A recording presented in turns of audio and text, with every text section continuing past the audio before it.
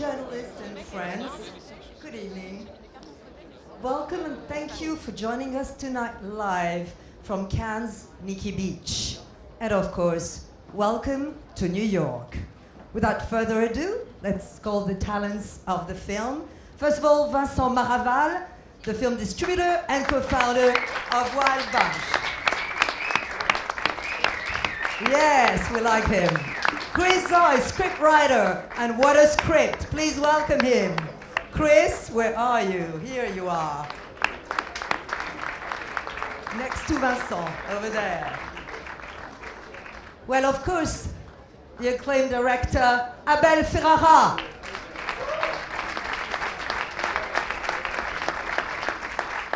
Abel, please take a seat. Next to Chris.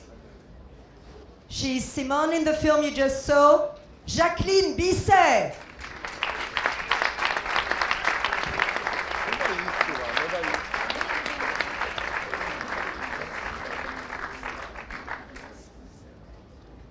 And of course, last but not least, Gérard Depardieu, Devereaux.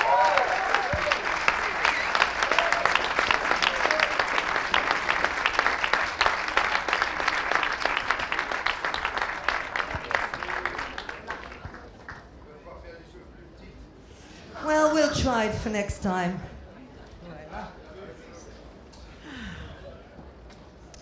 All right. Here we are. Are you all okay? Well, my first question would be obviously to Abel. Abel Ferrara, obviously your film is inspired by a court case, but I wanted, and obviously filmed as a fiction, so I wanted to ask you, as a filmmaker and as an artist, what inspired you so much in these facts and in this material?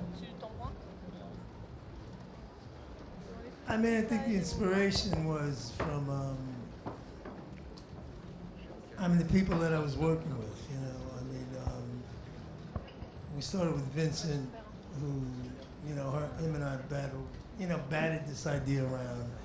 And then when the actor came upon, you know, when his idea, Depardieu came along with the idea. I mean, Vincent was saying, what about this? I was talking about it too. I mean, you couldn't escape if you were in New York at the time, you know. I mean, it was like a real event. And then, you know, Chris and I talking about it. So the inspiration comes from the people, you know. And then, you know, I mean, Jackie came in later on into it, but in a film, the inspiration, I mean, some films come as an idea all at once, some come as a dream, some come different ways. This film came from, you know, I think the group that we've been working with, and that Gerard, the meeting between me and Gerard, and all of us actually, you know. Well, I guess you have many. Can you hear me? Yes, we can. Is the question, sound okay? Where does an inspiration come from? I don't know. So, now we can start your question. This is your time, so please raise your hand, wait for the mic to be with you. All right, a question here. Where's the mic? One of the mics circulating. Thank you so much. Bonsoir, je voudrais poser une question à Gérard Depardieu, bonsoir. Je voulais savoir quel est, entre Gérard Depardieu, l'homme, et le comédien, lequel des deux a pris plus de plaisir à interpréter ce personnage? So the question is between Gérard Depardieu, the man, and Gérard Depardieu, the actor. Which one of the two, in a way, took the most pleasure of playing that part? Non, mais le plaisir, c'était d'abord de faire ce film avec Abel, avec Jacqueline, avec Vincent Maraval, même s'il était producteur et distributeur de ce film, je crois qu'il est mieux distributeur.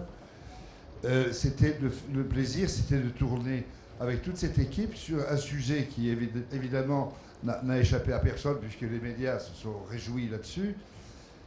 Et le plaisir aussi, c'était de participer comme une chose entre le pouvoir, le sexe, l'argent, un peu comme une chose, je dirais, shakespearienne. Il y a beaucoup de théâtralité dans le pouvoir. et aussi dans ceux qui tirent les ficelles du pouvoir avec l'argent, et puis pour ajouter encore plus de plaisir, une certaine déviation, une luxure dont on n'est pas responsable, parce qu'on est évidemment un peu malade de ça. Malade, c'est très difficile à expliquer. Je plains les gens qui sont comme ça, mais là, il y a tout le matériau pour faire qui est le matériau de toutes les tragédies et de toutes les grandes pièces qui ont traversé tous les siècles. Voilà. Well, the pleasure first was obviously to be filming with Abel and Jacqueline, and of course with Vincent Maraval, who's both the producer and distributor. But the pleasure was also the fact that it was a subject, obviously, that everybody knew about because the media sort of relished with it. But it was really talking about power and sex and money. And this is very much what, in effect, Shakespearean tragedies are about. There is a lot of theatricality in this movie and in this subject matter.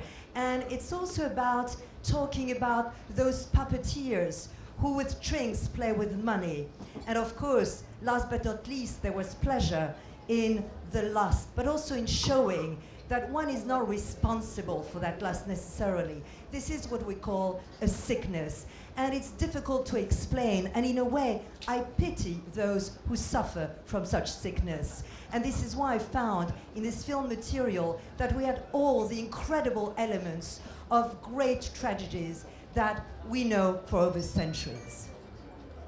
Next question, please. Bonjour, je suis là. À droite, cette question s'adresse à Gérard Depardieu. Bonjour, Mathieu Chariot, Europe 1. Est-ce qu'au moment du tournage, au moment du visionnage, du montage... we can't see you. Can you just stand up, please? So much nicer. Ah, ben voilà. Donc, ma question. C'est-à-dire... Est-ce qu'au moment du tournage, du montage de ce film, quand vous avez lu le scénario, vous avez pensé à Dominique Strauss-Kahn ou vous êtes détaché de lui? Non, j'ai pas pensé, mais il était là sans arrêt. Mais la lecture d'un scénario ce scénario était travaillé par Chris Zoes, en même temps qui est aussi psychiatre et psychanalyste.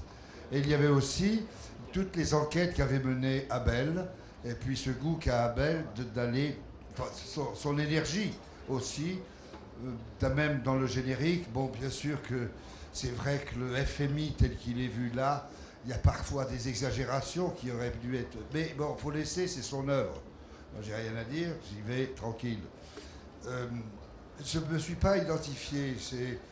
Effectivement, il y a un mystère entre les deux dans ce couple, et tout le monde pouvait imaginer ce mystère, parce que comme on ne sait rien, on sait que ce que nous avons dit, et c'est là l'intérêt, c'est d'essayer de, pas seulement de comprendre, mais certainement pas de ressembler à ces personnages. C'est d'essayer d'être dans une situation, c'est un peu comme une improvisation qu'on pourrait faire dans un happening de Julian Beck dans les années 60. C'est la même chose, c'est une situation, et dans cette situation, la réaction, c'est tout. Well, no, I never. The question was about while filming or editing, were you ever thinking of Dominique Strauss-Kahn? So Gérard answered, well, no, I didn't have to think about the man, but obviously the thought of him was at the back of my mind all the time. But really, it's all about also the writing of Chris Zoes, who's not only a script writer, but also a shrink, an analyst. So it has also to do with Abel's research. I mean, he has this energy that he puts in all his work, and obviously his exaggeration about what maybe his thinking was about the IMF, etc. But no, there was no identification to speak for. I feel there is a mystery in the couple. Of course, we can all imagine the man, but we don't know really the reality of the truth. So the whole point was absolutely not to be like him. It's a bit like an impro situation. It's a bit like a happening like Julian Banks in the 60s, but it's never, the point is never to look like him or to sound like him. Autre question. Question ici. Est-ce que micro? Can we have a mic? Bonjour. Bonjour. C'est ici. Bonjour. In English, yeah, right. So we've had Grace of Monaco here in Cannes, to which the royal family of Monaco has reacted quite negatively. Did you guys get any reactions from Dominique Strauss-Kahn or his family members? And that's a question addressed to? Okay, the whole panel. So, did any of you got any reaction from either Dominique Strauss-Kahn's people or his family or whatever? Who would like to answer that question? No reaction. I think they haven't seen the film, so they are waiting to see it. Probably they are trying to order it tonight and pay €7 to us to watch it. I'm sure they did, actually. I'm sure they did.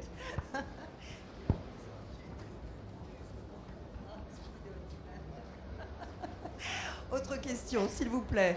Ici, question. J'aimerais bien qu'on amène sinon... Ah. Sorry, it's a bit... Okay, merci. Vincent Dowd, BBC. I wondered both for Jacqueline and for Gérard whether they feel they came to understand the real life marriage which was at the centre of his story, because if you don't have a take on that marriage, especially perhaps the role of the wife in that marriage, then you can't really understand the story. Who do you want first? Both Oh, you, Jacqueline. Okay. Let's go for your Okay. take on the couple. En français ou en anglais? In English, please. I felt this story was a universal story. I felt that the way we were directed, Abel gave us a tremendous amount of freedom. He basically said to us, and frequently said, put aside the script, just go out there and be in these people and you know, just be these people. And we had these very long improvisations. Sometimes the scenes lasted about 15 minutes. And all for me, it all started when Gérard called me just after I was cast in the film, which was actually quite late in the process, I believe. And he said to me, Jacqueline, nice to work with you, blah, blah, blah. And I said, yeah, and we talked a couple of sentences. I said, Gérard, I get it, I'm your wife. I'm your wife. And I said, for me, this is all I needed to know, really, because the script held us up in a certain story, but I have so much to work with as a woman, and as having had quite a long life and lived with a lot of difficult men. And I was, quite honestly, at times I was feeling that I was leading my own life in these situations. And Gérard was wonderful to work with. He was both man and child. We went into this building, this rather depressing building with a light source above our heads, and I dreaded this place because the light made me feel ugly. But combined with the freedom and Abel's way of just encouraging you to just be and not giving you commands or any direction, really. You were pulled back onto yourself. You had to. We went into this building and there were all kinds of things, boxes and crates which were just moved in, and there was nothing in the fridge. And we came back from the courtroom and we started to talk about. We found an orange. And I started peeling the orange, and we started sharing it with Gérard. It didn't make it into the story. And then we were looking for a bottle of wine. We knew there'd been workmen in that place the same day, and we looked for wine. We were just very normal things. And obviously we'd lived together so long, and we knew each other. We knew what we needed, we knew what we liked. It just was a rather beautiful kind of an impossible ending. We were ending because our relationship was intenable, but it was also. There's always the hope. There's the hope. You know, you don't reach the last point till even after you're broken, you don't reach the last point, in my opinion, because you have hope. And I had a tremendous sympathy for this character, and I had a still attraction to him, and I still felt that this woman. And there's a moment when I said, just don't come close, and don't make me smell you, and don't make me want to touch your skin, and don't take me back into that prison, because I think there's a kind of emotional prison you get into as a woman. And maybe men do the same too. I don't know if a man is affected by a woman's smell. I'm told that much less than women have for the man's smell. I don't know if that's true, but I've been told that. And this kind of just moment to moment feelings, heart, anguish, sadness, all these things happening, and we just sort of moved into these scenes. Appelle JB. Appelle JB. And Abel would sometimes just kind of be quite violent and shout at us, and I thought, goodness me, okay, shouting. I know it's not about me. I don't take it personally, and I've learned not to. I've worked with a lot of directors who all kinds of directors, and sometimes very aggressive, times almost always very authoritative. But I didn't feel Abel was very authoritative. I felt he was searching, and it wasn't from a bossy kind of position. It was just a kind of, he never answered the question I asked him, I don't think. He would start the sentence, look at me, and then go off in a kind of tangent of energy, and I'd say, okay, I can't ask for a question. I'm not going to get an answer. I could feel it. But he would sort of evolved in and out of the story. I've never had that experience before, quite like that. I have done a movie. I did a movie with Dennis Hopper quite recently, which actually is in this. Trying to find financing for it for the ending of it with with Dennis Hopper, where we worked a bit the same way. But these are new experiences for me, and I love it. I must say, I love it. And there's a sense of adventure and truth and great privilege to have this, and to go, and Chris's script gave us direction, but without, he never got possessive of his script. He was very gentlemanly about it, very free about it, didn't get offended that Abel was saying, put it aside, and and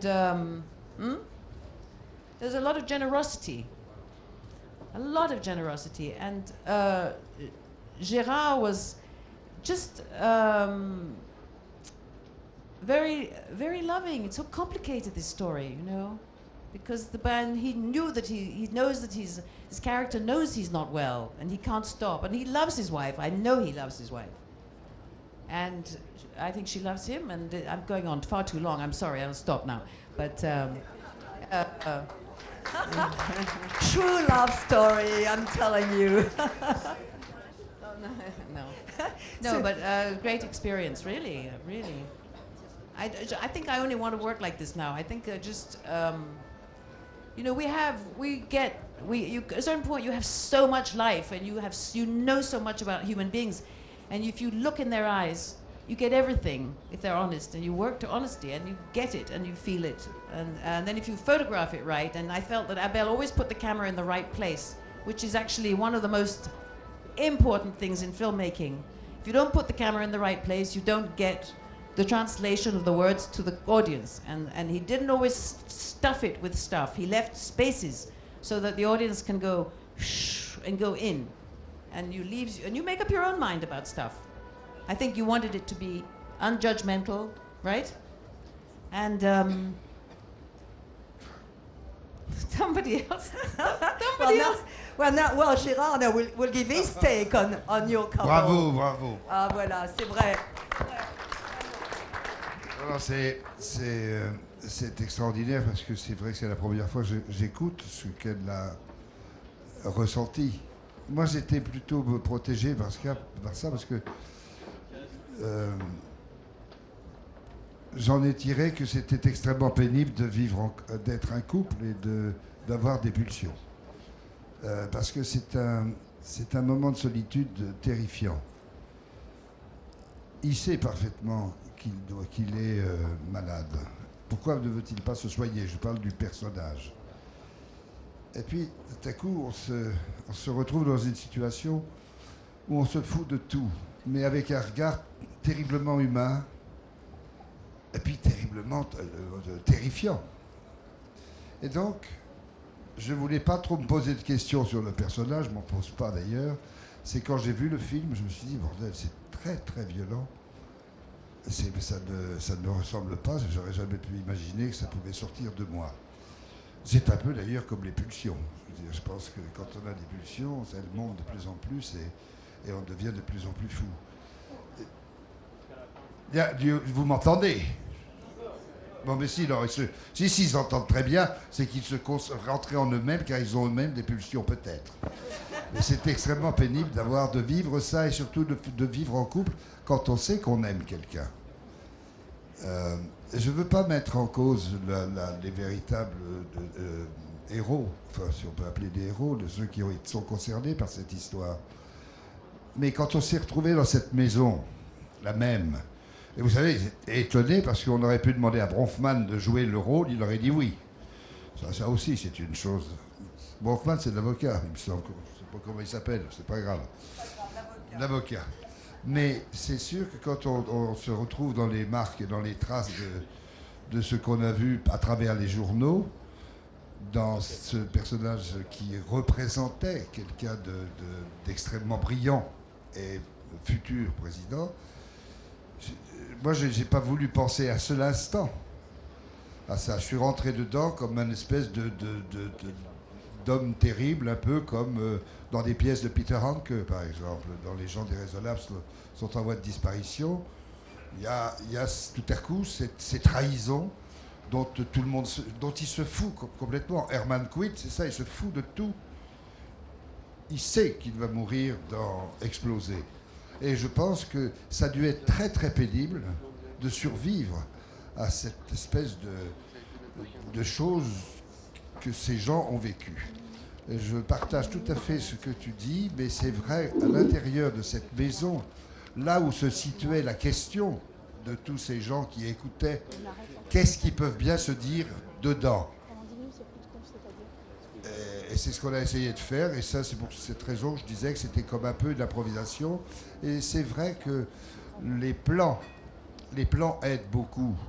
C'est-à-dire que quand la caméra est dans le bon, l'objectif est bien choisi, on a une espèce de champ de bataille là-dedans, et là-dessus, on peut exprimer. Et c'est le temps qui fait qu'il n'y a plus de cinéma. Il y a simplement des vérités qui sortent de nous, et qu'elles soient monstrueuses ou aimantes, en tout cas, elles ne sont pas normales dans cette situation. Et c'est ce que j'aime dans le paradoxe de l'acte, avec des gens comme Abel, ou comme avec Maurice Pialard, ou comme avec quelques rares metteurs en scène avec qui j'ai eu la chance de travailler. Et c'est ce qui me manque beaucoup dans le cinéma actuel. C'est-à-dire qu'il faut beaucoup de courage. Et je ne veux pas m'envoyer de fleurs, mais c'est vrai, beaucoup de courage pour résister à ça. Et je dis bravo à Jacqueline, parce que moi, c'était plus simple pour moi, puisque j'étais suicidaire.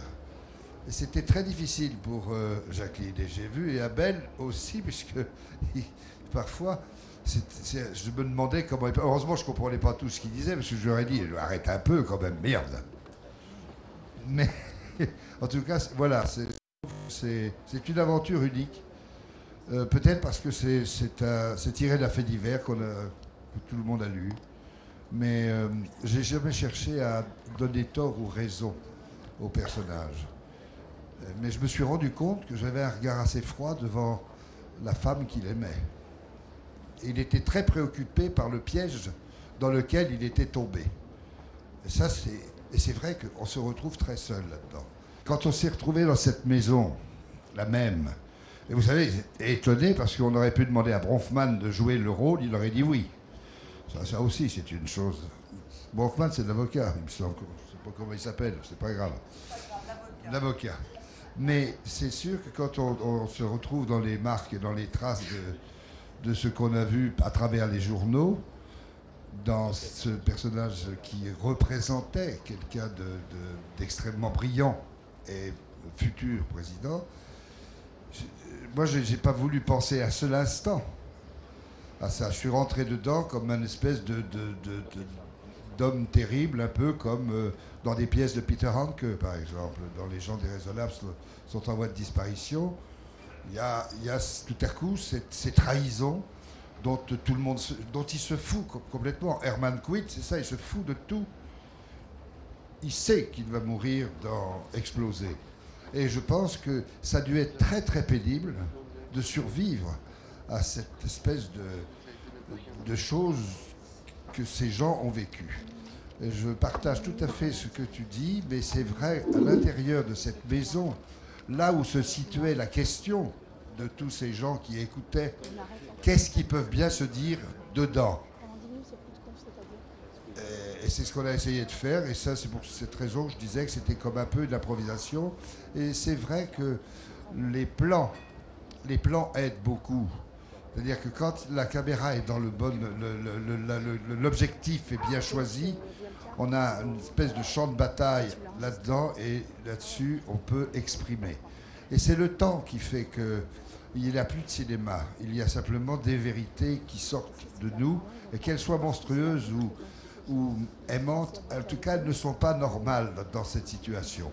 Et c'est ce que j'aime dans le paradoxe de l'acte, avec des gens comme Abel, ou comme avec Maurice Pialard, ou comme avec quelques rares metteurs en scène avec qui j'ai eu la chance de travailler. Et c'est ce qui me manque beaucoup dans le cinéma actuel. C'est-à-dire qu'il faut beaucoup de courage. Et je ne veux pas m'envoyer de fleurs, mais c'est vrai, beaucoup de courage pour résister à ça. Et je dis bravo à Jacqueline, parce que moi, c'était plus simple pour moi, puisque j'étais suicidaire. Et c'était très difficile pour Jacqueline. Et j'ai vu, et Abel aussi, puisque parfois, je me demandais comment... Heureusement, je ne comprenais pas tout ce qu'il disait, parce que je lui aurais dit, arrête un peu quand même, merde. Mais en tout cas, voilà, je trouve que c'est une aventure unique. Peut-être parce que c'est tiré d'un fait divers que tout le monde a lu. Mais j'ai jamais cherché à donner tort ou raison au personnage. Mais je me suis rendu compte que j'avais un regard assez froid devant la femme qu'il aimait. Et il était très préoccupé par le piège dans lequel il était tombé. Et ça, c'est vrai qu'on se retrouve très seul là-dedans. Même la prison, c'est anecdotique. Pardon, excuse-moi. Oh la vache! All right, well, it's okay. I'll try to. All right, well, I find that what Jacqueline did was absolutely extraordinary because it's the first time you have to realize that I'm actually listening and hearing how she felt about this whole thing, because I truly was rather protected in some ways, because it's very hard to understand what she was going through, but we all have pulsions. And it's terrible because these pulsions are very linked with a high moment of solitude. And why not? In a way, you're sick, but at the same time, you don't want to go and see a doctor. So I came to a situation where I couldn't have cared less. I had, at the same time, a human outlook on my life, at the same time, a terrifying look at my life. It was not I never questioned really the morality of my character. That was not the point.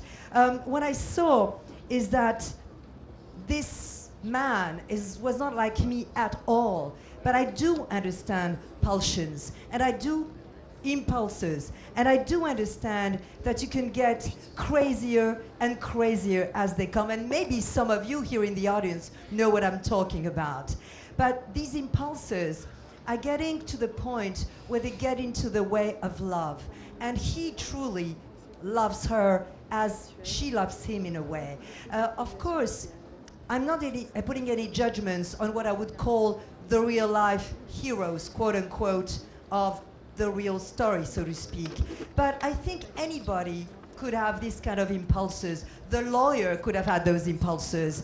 But what was important is that we were actually in a room that was talked about by all the medias. We had this image of this man who was brilliant, who was to become maybe a president. And yet, I didn't want to think, I didn't want to intellectualize the process. It's a bit like, Peter Handke theater, where there's betrayal, where Herman Quinn knows that he's going to die. And there's something very tough in the act of surviving when you have this kind of sickness. When we were inside this building and inside this home that they found for each other, obviously, we had the same question that all of us had when we're reading the papers. What could they be talking about, the two of them? Nobody knew. This is why what we did, I call in a way improvisation. And it's true that Jacqueline said that the camera helped when it's positioned right, that the lenses that the cinematographer uses are important too. And we felt in a way like in a battlefield, where ultimately time goes by and truth starts coming out. And in all of us, we know that there is a monster there, that there's something not quite normal, but it's the paradox of the act itself. And that's what I love really about cinema and acting. That's what I love about Abel. That's what I loved about Maurice Pialat. And that's how I miss so much today, because it takes bravery to do that. And it took a lot of bravery for Jacqueline to play that part. Bravo, Jacqueline. And because for me, I was on this path of self-destruction. I knew where I was going, and I didn't have to be judgmental about it. So in a way, this adventure was unique. Unique because obviously it came from something that all the media talked about, but also unique because in a way, by the end, I have this sort of cold look at the woman I love, at myself too, because ultimately I felt very trapped and very lonely. I think I summarized it all. I hope. Pretty long answer. Yeah, you're laughing, huh? No problem. Okay, next question, please. Yes, over there's the mic. Là-bas.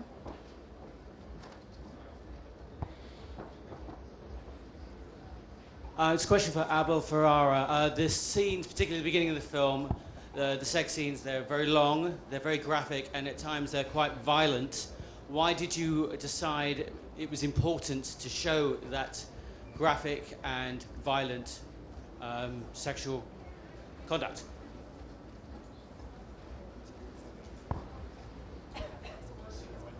No, that's a question for you, Abel. It's for you, Abel. It's your turn. Voila. Hello. I think, Gerard was saying it. We played the scenes. Those were the scenes. I mean, we put the cameras up and, we found that space to do it. And that was it. It's not a choice. I'm not making a choice on what to show or not to show. The kind of film, doing these kind of movies with some kind of cross between a documentary, find like almost a haiku kind of poetry to it, in that these are the places, these are the events. Okay, we're not questioning the place, we're not questioning the event, because it quote unquote might have happened. So that gives us a play, we're not making, we're not wasting our energy on where it is or when in the story it happened, or, my choice of, am I gonna make that long, am I gonna make sure, that happened. Guy comes in the room, there's 3 women, there's 2 friends of his, and then we play it out, and the film happens in front of the camera. And that's what's there. So, I mean, how violent is it? I don't know. That's his, I get it, come on, it's a question for him, not for me. I mean, I didn't fuck that chick in that film. I mean, I wasn't with that woman in that scene. We filmed it, and when, an editor, when I first started working, a really great editor told me, man, the film shows you where to edit it. The film shows you where to make the cut. Okay, you don't bring the edit to the film. You watch the film, and the film will tell you where that cut is. And when you're working on that level with the editor that I have, it's kind of, it was right there in front of us. I mean, I showed this to Bernardo, but when I showed it to Bertolucci, he looked at it. He said, man, it's like this film reminds me of a Warhol film. Like the proverbial fly on the wall, I mean, he said, it is what it is. I mean, it is what it is. Their performance, it is what it is, So I don't know what Abel, il y a une chose. I'm gonna ask you. I could have said something. It's true because on the porno movie is very sad. That it is only a porno movie. You got a sick man who's got an erection. In that fact, that scene is very violent because you never see, you just pretend. And that is violent to see me, to pretend, to take pleasure, and to the woman also. And that's non, toutes les scènes, all the scene of non, toutes les scènes qui suggèrent the act, sexual act, is very violent because we cannot do it. Nobody, normal actors can do that. I think, you know. I tried to do that on the Going Places. I remember I was 23 years old, and we tried to have a hard dick because to make the censure, you know. It's just a joke of a kid jokes, you know. But as soon as the clap, so we were normal. No, I think that the pretend, montrer ce que sont ces choses avec des filles qui sont d'accord, c'est d'une tristesse. It's so sad, and that could be very violent when you go. But it's so violent also when you see in reality, on the true life, why they go to the Italian restaurant to lost keys. You know, everything is violent on that case because you have the reality and your imagination did the reality. And of course it's the life because I think we have that moment each of our life. On a tous eu des moments comme ça où on dépasse un peu. And that because I understand some critics can say, it's violent. They don't say violent, they say porno. It's not porno at all. To be porno, you have to see the big dick like that. You know, it's not porno at all. It's the true story. It's just pretend the story. And I must say, I hate the violence. And when he's very rude with the girl, I hate that. And it's tiring to me. My heart is more than when I did the tirade of Cyrano de Bergerac. At Cyrano de Bergerac, I was at 160 bats. But after that, I could die. You know? And I say, stop, merde, because it's too violent. But, you know, we go, and that because that work is very dangerous. I can think to Francis Ford Coppola in Apocalypse Now. You know, they are like a horse. They don't feel their heart, you know. They can die. I think some actors are a little bit stupid, you know. Okay, thank you. Ok. Alors, question. Micro, s'il vous plaît. Oui, le micro.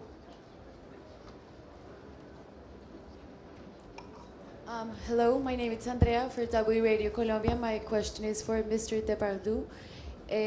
We see your character that he's at the top of his professional life. Do you think that that great deal of power and that overconfidence leads to his downfall?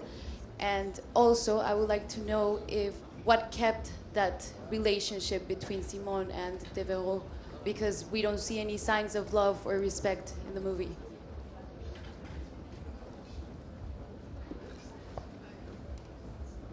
I think we see the love. We can see the despair of Simone, who is in front of Devereaux. She was desperate, and he's also down. So I love the last scene when he speaks with the roommate. And c'est ça, la jeune fille qui. J'aime beaucoup cette dernière scène parce que tout est passé et il est comme chaos technique, mais avec une sorte de, un peu, pas d'ironie, mais de, c'est peut-être la seule fois où il est un peu humain dedans. Yeah, so what you were saying, I mean, from the French side is that at the end, the last scene really is a scene that I like personally very much because it's like a bit of a technical like you down, you KO. But this is the first time too where I think there's a little shred of humanity in him. And that's why I really like that scene in particular. The last scene, where is, coffee scene. Can I say something? Yeah. Of course, please. Yeah. Okay. Do you remember the scene when I go up? I start to investigate the house. I go up. I walk up the stairs, and I walk into the empty bedroom.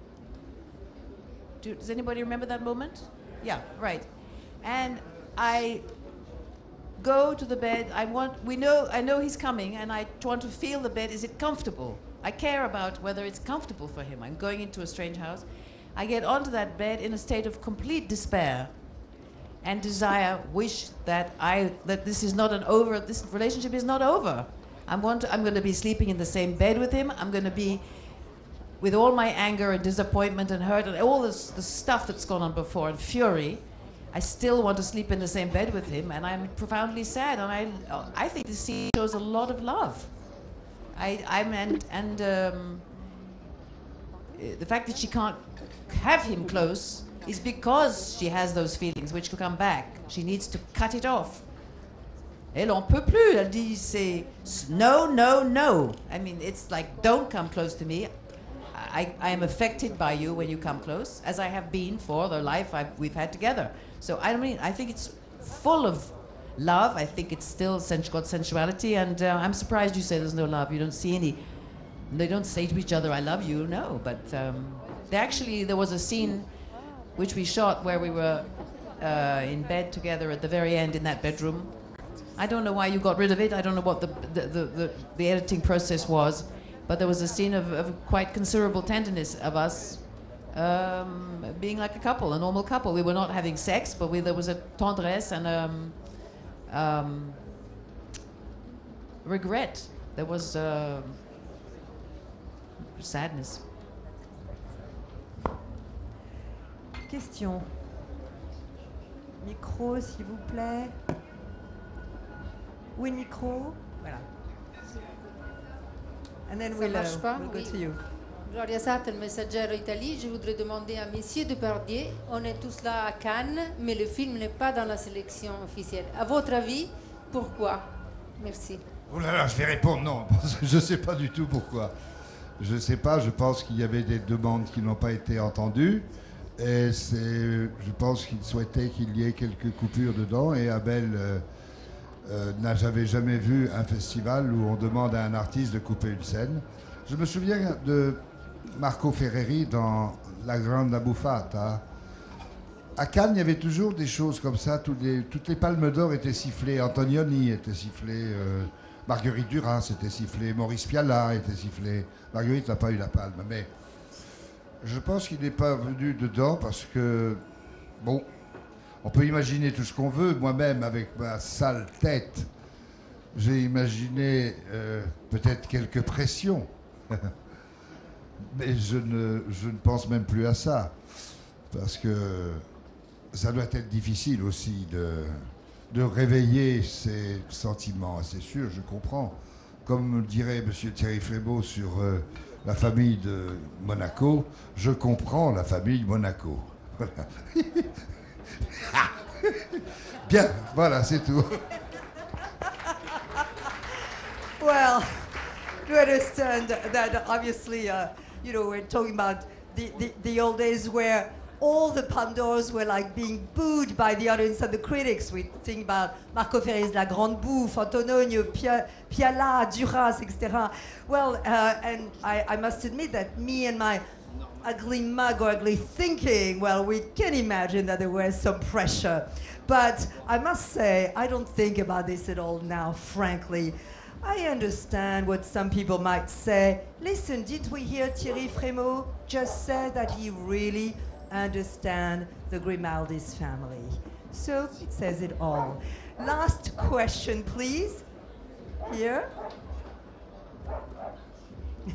Thank you. Yeah. Hi. Okay. Hello. Can you stand up, please? Yeah. Yes. All right. could you say a bit about the legal side of the film, please? The legal side of the film. Are you expecting to be sued anytime, and what preparations have you made for that? I'm sorry, I don't sort of get your question. Okay, well, the film is... Legal side. The legal side, yeah. Are you expecting to be sued, and what preparations have you made to prevent it? I think that maybe that's a question for Vincent. Are you caught you there? Are you expecting like the legal situation to maybe be sued? That was the question. I don't think. I mean, first we did that film under the American law because it's an American production. So we have done what all the American production do, which is to consult lawyers and issue an E&O, which is an entrance. So of course the lawyer have seen the film, have seen the script, and issued an E&O, which means that they think that the film has no legal problem. Then I don't know, if they want to make us publicity, they are welcome. Merci, thank you very much. Thank you all for being with us today. Welcome to New York. It was. Have a lovely evening in Cannes. Merci Gérard, merci Jacqueline, merci Abel, merci Grace.